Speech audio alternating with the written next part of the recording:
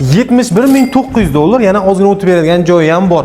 Bu pulga siz aynan mana shu 3 sotixga yetmagan 6 ta tayyor yashash xonasi bor uyimizni sotib olishingiz ham mumkin yoki 2 xo'jalik maza qilib yashaydigan, 1 xo'jalik yashash uchun mo'ljallangan 3 xonali kvartira. Bu yog'i tanlov o'zingizdan. Orzu 84-maktabga 500 metr yaqinida joylashgan mana shu hovlimiz sotuvga qo'yildi. 3 sotixga yaqin maydon o'ziga olgan hovlimiz juda ham ajoyib shaklda bo'lgan. Videoning oxirida ham sizga narigi tomondan ham ko'rinishlarini ko'rsatib o'taman.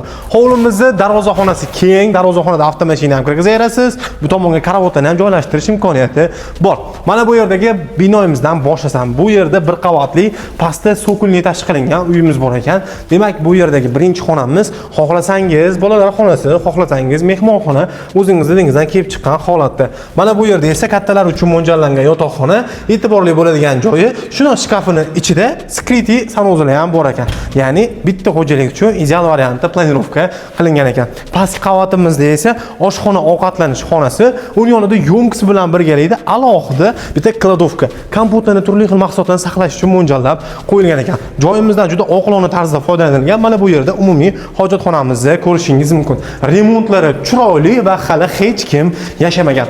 Asosiy mehmonxonaga keladigan bo'lsak, bu yerda asosiy mehmonxonamizni ko'rishingiz mumkin. Ta'mir holatlari juda ham chiroyli, lustra, hamma narsa bir-biriga mos turibdi. Bundan keyin yana bitta kattalar uchun mo'ljallangan yotoqxonamiz, ichida kattagina sanuzil bilan birgalikda proyekt qilingan. E'tiborli bo'lasiz, uyimizda naqd 3 ta sanuzil bor. Keyingi qismimiz yozgi oshxona uchun alohida joy qoldirishgan. Mana bu yerda agar sizga kerak bo'ladigan bo'lsa, yozgi oshxona qilib olishingiz ham mumkin.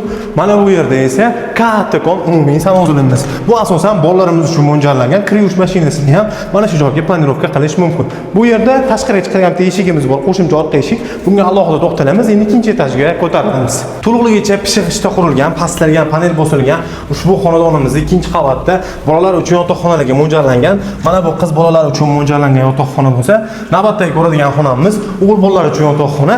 Skvoznak bo'lgani uchun havosi ham zo'r aylanib turadi. Yozda ham isib ketmaydi. Xonadonimizning hujjatlari joyida, kommunal tomonidan suv svetlarni shuni olib kirib qo'yishgan, gaz ham mavjud ekan, mahalla bilan pul tashlashib tayyor holat keltirilgan ekan. Bu esa hovlimiz aytib o'tgandek ajoyib shaklda bo'lgani uchun uchburchak ko'rinishini boshi hisoblanadi. Xonadonimizning narxi 71.900 dollar, yana ozgina o'tib beradigan joyi ham bor. Egalan telefon nomerini videoni pastda qoldirganman, bog'lansangiz bo'ladi.